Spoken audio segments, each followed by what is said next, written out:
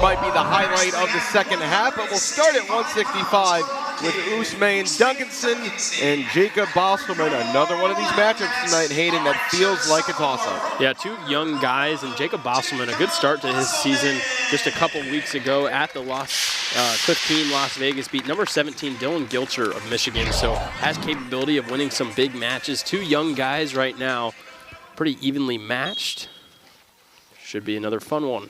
Bostelman in his one duel so far this year lost by decision at SIU Edwardsville. Duncanson, meanwhile, lost by decision versus Clarion in Lockhaven's MAC opener, and then again by decision last night in Madison.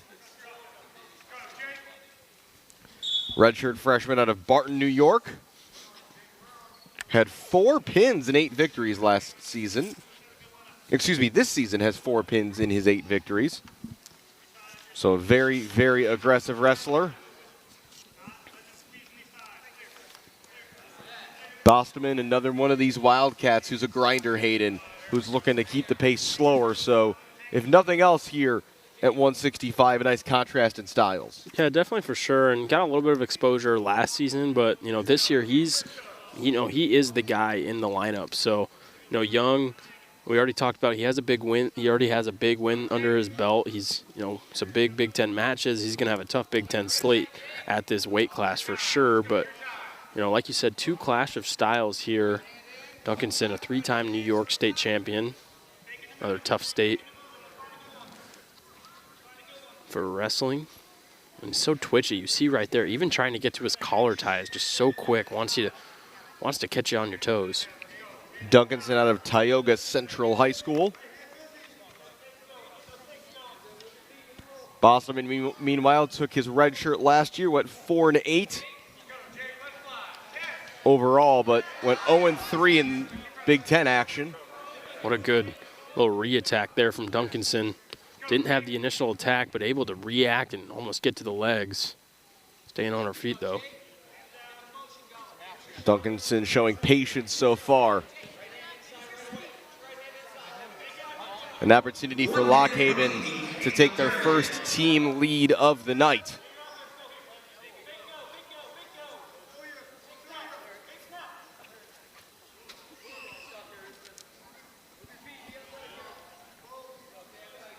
In a duel like this, every match so important. Almost got around. Duncanson showed his strength right there.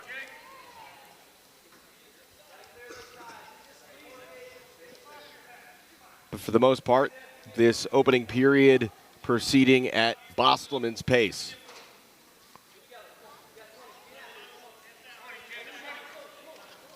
Goes for the blast double right there. Good defense from Bostelman. Duncanson showed no fear right there. Able to adjust so quickly. Good job by Bostelman. And again, if you're Duncanson, how many shots are you willing to take? How much energy do you have to take them? How patient are you willing to be?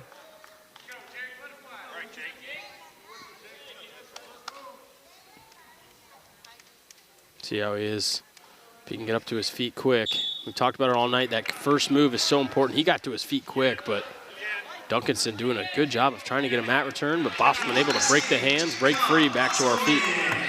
And puts just that little bit more pressure on Duncanson, even though it is just the 1 point, and the need at some point for one of these attacks to land. Still lots of time, though, here midway through period 2 at 165 pounds.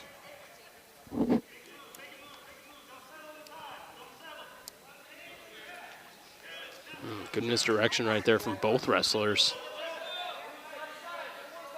Very much feels like a match of wits here in this one. For sure. One long staring contest here at 165. Yeah, neither guy really been able to commit to attack. I mean, both guys have had opportunities, just not one to really pull through on. Guys have had opportunities at the legs, but, even like right there, not able to fully commit. And there's an opportunity, but good recovery by Bostelman after it looked like he had slipped. It's almost as if Bostelman is just daring Duncanson into attacking so he can himself look for a reversal opportunity.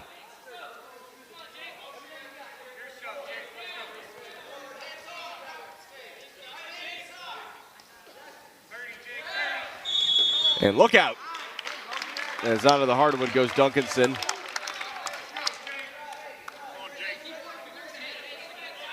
Says he's all right. That's always a scary situation, you know. Might sound worse than it is. There's nothing protecting you off the mat other than a hardwood basketball floor, and it does not feel good. You see what Duncanson's trying to do. He's trying to get a misdirection, kind of giving it away a little bit too much, and I think that's where he's maybe lacked to get in on a takedown. Bostelman knows what's coming as Bostelman gets on the offense. Might be too late. This can be a tough position to try and score from as Duncanson quickly grabs that far ankle. As that ends period 2. You mentioned the lack of protection when you go off the mat here inside Walsh Ryan, and this is no knock on Walsh Ryan, but of course the Midlands Championship is going to be hosted over in the Ryan Fieldhouse next week, which, if you're not familiar, is I think might have a good claim to the most scenic view of a football practice facility in the country. I think you may be right. The floor-to-ceiling couple-story windows right along Lake Michigan. Which is all to say the turf might be a bit more forgiving than the hardwood of a basketball court. Still doesn't feel good. You know, these guys, they elevate you, and getting thrown on any surf doesn't feel good on a mat either all the time. As it's going to be a tough defense right here. He's trying to fight off this single leg. Good control on that shoulder, but Duncanson needs to elevate if he can. Some sort of whizzer. He's kind of lost it, though, right now. Uncomfortable position, though, maybe for Bostelman in that right leg, but he gets it back underneath. Back to our feet. Wow, what a good defensive standing there from Bostelman. Something's got to give here. Not sure it's going to be either of these guys. Yet to see any overtime tonight. I already like what Bostelman's doing with his feet. Much more here in the third period. Looking more for the attacks. We saw a lot of Duncanson to start, but like right there, gets to that leg. Trying to elevate quickly and finish over. And they got to get a mat return. And he got it. First takedown of this match, and it might be the only one that Jacob Bostelman needs. Yeah, and Storniolo telling him to keep working, keep him on the mat. He's in a good position right now.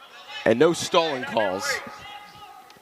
It's a tough, you know, when you flatten him out, we've talked about it all match. Man, but what he did, his footwork right there, like a boxer, finding the perfect time to act, he certainly did so. Time runs out here at 165, and it's a victory by decision, 4-1 for Jacob Bostelman, and it's a 5-point lead now for the Wildcats as a team as we head toward our second ranked-on-ranked matchup of the evening at 174 pounds.